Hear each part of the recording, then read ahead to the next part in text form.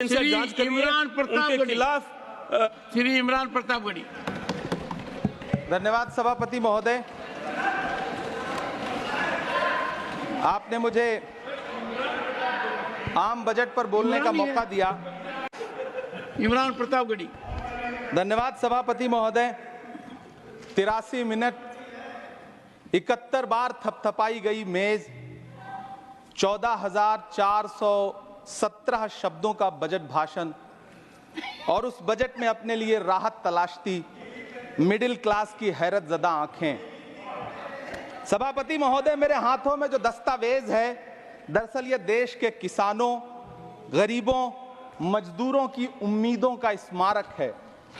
ऐसा लग रहा है जैसे वित्त मंत्री महोदया ने बजट नहीं तैयार किया है, बल्कि प्रधानमंत्री जी की मन की बात का संकलन तैयार किया है।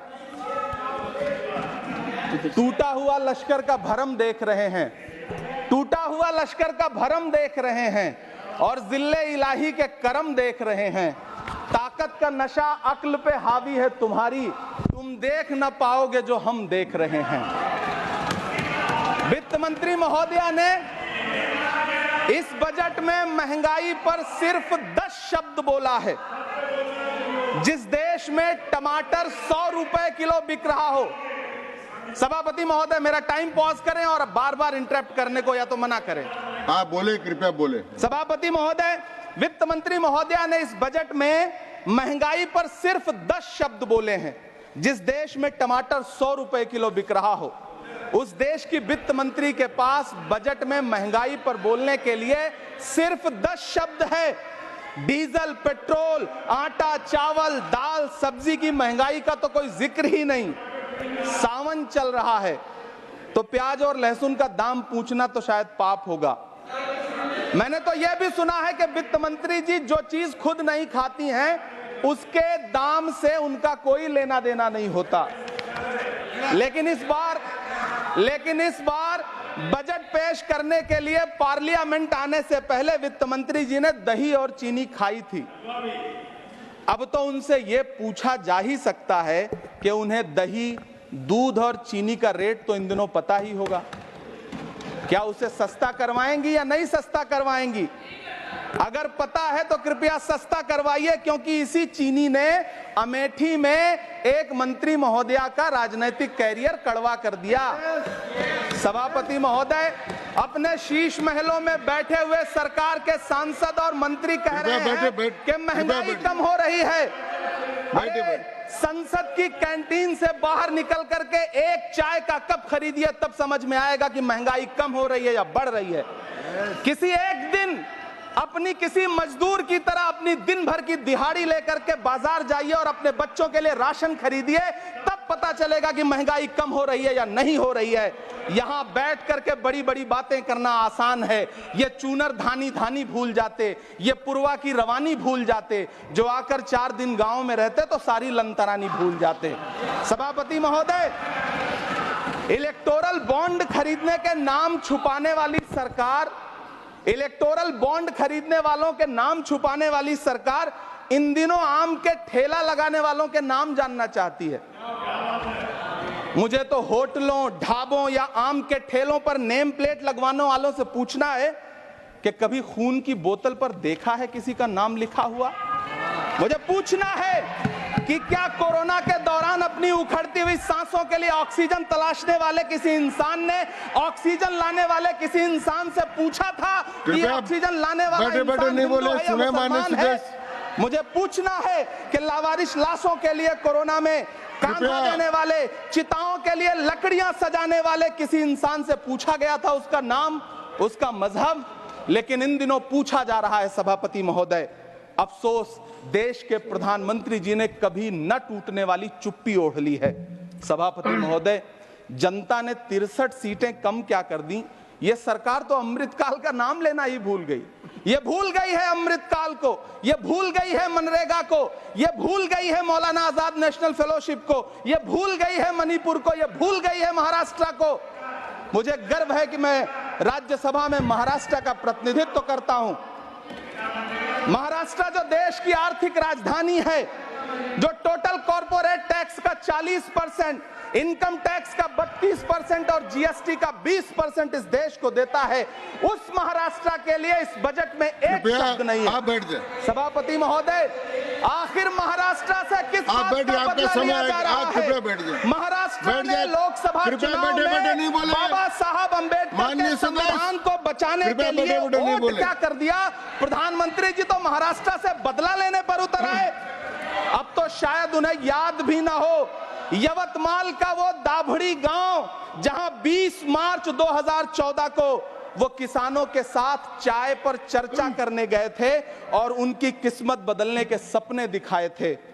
उसी यवतमाल में पिछले 6 महीने में 132 किसानों ने आत्महत्या की है। सभापति महोदय, महाराष्ट्र में हर महीने 209 किसान आत्महत्या कर रहे हैं। राज्य सरकार द्वारा सौंपा गया आंकड़ा बताता है कि 1 जनवरी से 31 मई के बीच 1046 किसानों ने आत्महत्या की है। लेकिन अफसोस, इस बजट में महाराष्ट्र के किसानों के लिए कुछ भी नहीं है। किसानों से चिढ़ी हुई सरकार ने बजट में किसानों के एमएसपी की लीगल गारंटी नहीं दी। लेकिन याद रखिएगा, जो किसान का नहीं वो हिंदुस्तान का नहीं। सभापति महोदय, मुझे वित्त मंत्री जी से पूछना है कि वो जो कुछ साल पहले 100 स्मार्ट सिटी बनाने का ढोल पीटा गया था, सुना है उस ढोल में पानी भर गया है, इसीलिए आपने उसका नाम बदल करके सिटीज ऑफ ग्रोथ हब्स रख दिया है। अच्छा है, नाम बदलने का खेल खेलते रहिए। आपकी कई सरकारें तो इसी वजह से चल रही हैं। इस सरकार को पढ़े लिखे लोगों से दिक्कत है सभापति महोदय, इसीलिए इस सरकार ने यूजीसी का बजट 66% कम कर दिया है। वाह री सरकार। सभापति महोदय, मैं वित्त मंत्री जी के संज्ञान में लाना चाहता हूं कि किशनगंज में एएमयू सेंटर के पास 224 एकड़ जमीन है। यूपीए सरकार ने सोनिया गांधी जी की अगुवाई में 136 करोड़ रुपए एएमयू किशनगंज सेंटर के लिए सेक्शन किए थे। लेकिन आपकी सरकार ने पिछले 10 साल में उस 136 करोड़ में से सिर्फ 10 करोड़ रुपया रिलीज किया है।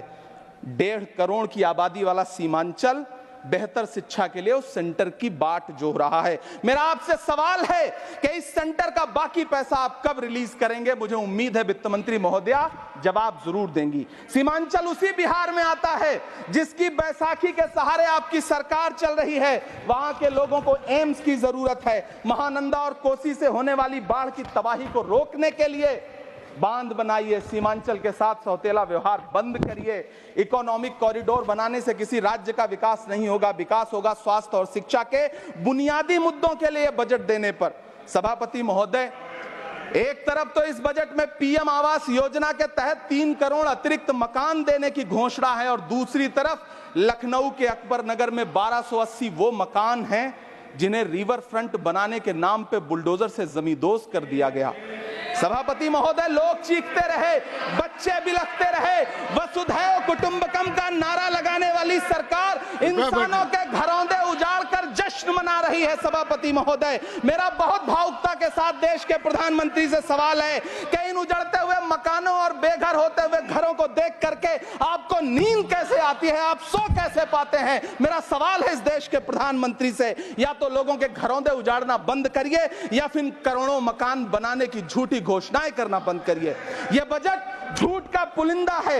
यह बजट आपके पिछले साल के बजट का कट कॉपी पेस्ट है। यह बजट हमारे चुनावी घोषणा पत्र की नकल करने की एक बेईमान कोशिश है। लेकिन कहावत है ना कि नकल के लिए भी अकल चाहिए। मेरे हाथ में एक तरफ न्याय पत्र है जो हमारा है और दूसरी तरफ अन्याय पत्र है जो आपका है। इस सरकार को आलोचना सुनने की आदत नहीं है सभापति महोदय। जब आप इनसे सवाल पूछिए तो ये कहते हैं कि आप बताइए 70 साल में आपने क्या किया है। मैं तो इस सदन में कहना चाहता हूं सभापति महोदय कि हमसे 70 साल का हिसाब मांगने वालों, जो सरकार अपना चलाया हुआ 2000 का नोट 7 साल नहीं चला सकी, वो हमसे 70 साल का हिसाब मांगती है। सभापति महोदय, मैं अंत में आपसे यह कहना चाहता हूं, यह बजट बैसाखी पर टिकी हुई सरकार का कुर्सी बचाओ बजट है। इस बजट में राज्यों के साथ, किसानों के साथ, नौजवानों के साथ, महिलाओं के साथ, देश के मिडिल क्लास के साथ अन्याय किया गया है और इस अन्याय का खामियाजा आपको महाराष्ट्र, हरियाणा और झारखंड के चुनाव में भुगतना पड़ेगा। सभापति महोदय, इस सरकार ने नोटबंदी लगाकर देश की आम जनता की पूंजी कृपया छीन ली। बैठे बैठे नहीं बोले, गब्बर सिंह कृपया। टैक्स लगा करके छोटे व्यापारियों के कारोबार छीन लिए, पेपर लीक करवा करके युवाओं की आंखों से नौकरी के सपने छीन लिए, अग्निवीर लाकर देश के जवानों की उम्मीदें छीन ली, बुलडोजर लगाकर लोगों के आशियाने छीन लिए, महंगाई लाकर देश की जनता की थाली से निवाले छीन लिए और नारा लगाया कि हम तो सेवक हैं, 18-18 घंटे काम करते हैं। इन्हीं लोगों के लिए किसी ने शेर कहा है कि जो सच और झूठ में दूरी है वो दूरी समझते हैं, सियासी हाकिमों की हम भी मजबूरी समझते हैं, वो अपना हक समझते हैं निवाला छीन लेने को, डकैती को बहुत से लोग मजदूरी समझते हैं। हमें पता है कि कैसी मजदूरी की जा रही है। सभापति महोदय, मैं यहाँ खड़ा होकर के अंत में आपसे कहना चाहता हूं कि इस बजट में तमाम राज्यों के साथ अन्याय किया गया है, इस बजट में युवाओं के साथ अन्याय किया गया है, महिलाओं के साथ अन्याय किया गया है और खास तौर से महाराष्ट्र के लिए कुछ नहीं रखा गया है। महाराष्ट्र बाढ़ से जूझ रहा है, पानी बरसने से वहां 1500 से ज्यादा लोग मारे गए हैं। उस शहर को, उस राज्य को 4000 करोड़ के पैकेज की जरूरत है ताकि जो फसलें बर्बाद हुई हैं लोगों को राहत दी जा सकी। लेकिन अफसोस इस बजट में महाराष्ट्र के लिए ऐसा कुछ भी नहीं है। मैं आखिर में यह कहना चाहता हूं कि पिछले 7 दिन से इस बजट का बड़ा ढिंढोरा पीटा जा रहा है, इसे महान बताया जा रहा है, लेकिन कौन महान बता रहा है? सत्ता पक्ष के लोग, उन्हें तो बताना ही है। क्योंकि मैं अवध क्षेत्र से आता हूं, प्रतापगढ़ से, नीरज भाई भी अवध और पूर्वांचल से आते हैं। वहां एक कहावत है कि बिटिया की तारीफ किसने की? बिटिया की महतारी ने, यानी कि बेटी की प्रशंसा किसने की? मां ने। तो इस बजट की तारीफ सत्ता पक्ष करे तो करेगा ही, लेकिन विपक्ष के एक भी सांसद से आप पूछिए कि क्या उसके राज्य को कुछ मिला है, तो वो ये कहेगा कि नहीं, कुछ भी नहीं मिला है। बहुत बहुत धन्यवाद सभापति महोदय, मुझे आम बजट पर अपनी राय रखने के लिए। धन्यवाद।